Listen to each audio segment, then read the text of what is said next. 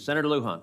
Thank you, Mr. Chairman. Dr. Rudetsky, your research focuses around child-centered design as a way to minimize harms. Unfortunately, as you stated in your testimony, studies undertaken in your lab show, quote, repeated instances of digital platform design that revolves around revenue generation goals at the expense of child well-being.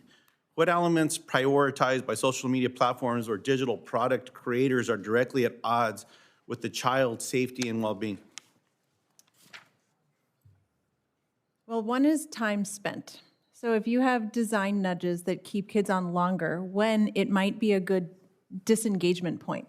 So when you are playing a game or interacting with an app, there are lots of points where you could pause and then decide to go do other things. And often we found that on those screens, there are all of these designs that kind of overload your decision making, and they offer these little rewards for keeping on going. They don't give you an X button to go to the home screen. So it's all of these subtle designs that kids may not even pick up on, that they haven't been given the option to disengage.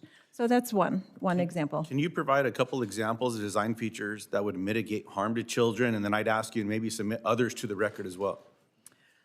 Yes, so one would be more stoppage cues, more friction within a digital product. And what I mean by friction is that right now most designs are often frictionless or low friction. So it's just easy to keep swiping, keep engaging with content, and then kids kind of go on autopilot. And they aren't even self-monitoring to know how much time has passed. Should I stop and do something else?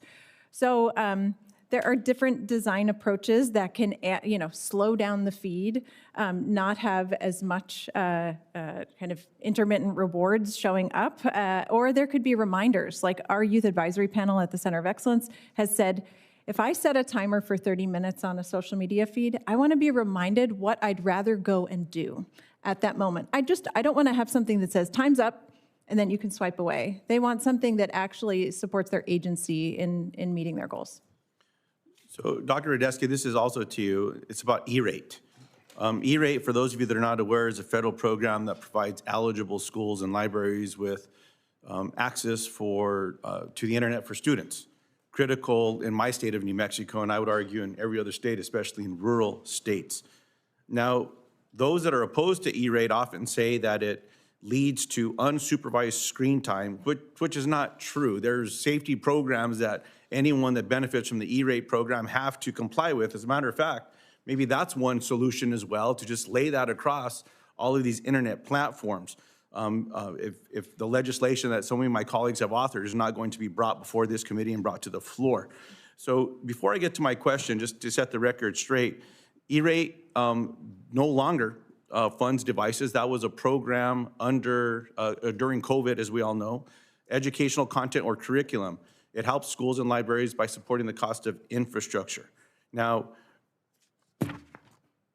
for those that claim E-rate is unsupervised connectivity, the program that I was referring to is the Child Internet Protection Act, CIPA, which is something I believe that all of us support in the Senate. In other words, schools need to block and filter that inappropriate content and that the harmful algorithms as well. So connectivity itself is not the issue here. If we want to protect kids, we need to focus on the tech companies. Now, Dr. Rudetsky, what are the risks to rural and urban schools eligible for E-rate if that federal funding for connectivity is eliminated?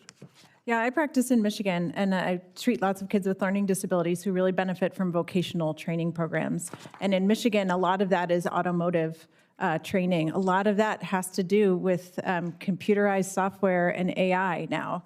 So those schools would suffer if their E-rate funding was pulled because it's helping teens get trained for real jobs. I appreciate that. Now, I'm also concerned by the increase in news stories reporting inappropriate interactions between AI chatbots and kids. My colleagues and I recently sent a letter calling out the horrendous safety record of Grok, including the recent controversy that is creating non-consensual images of individuals, some of whom are minors. Now, apparently Elon Musk did an interview, said he doesn't even know what we're talking about here. I don't know that anything happens at that company without his eyes on it. But apparently he's trying to fix it, even though he doesn't know about it. We'll leave it at that. My concern here, and I'll submit these questions to the record as my time's about to expire, is not just with Grok, but there's others that are encouraging suicide as well, character AI. So I'm hopeful, Mr. Chairman, that while I appreciate the hearing, the expertise of the panel here today, that these execs get hauled in here. If they don't want to show up, let's use subpoena power. If we're concerned about kids, then put their asses in those chairs and have them answer questions and face the families. So I'm hopeful that one way or another, in one of these committees, one of us has the courage, not just to bring them in, but use the subpoena power and ask them when they're going to fix it. Not how, not if they know about it. When are they going to fix the damaging behavior of just lining their pockets with dollars at the expense of the health of kids all across America? Thank you for the time today. Thank you, Senator Luján, and I will say on that latter point, you are very much preaching to the choir.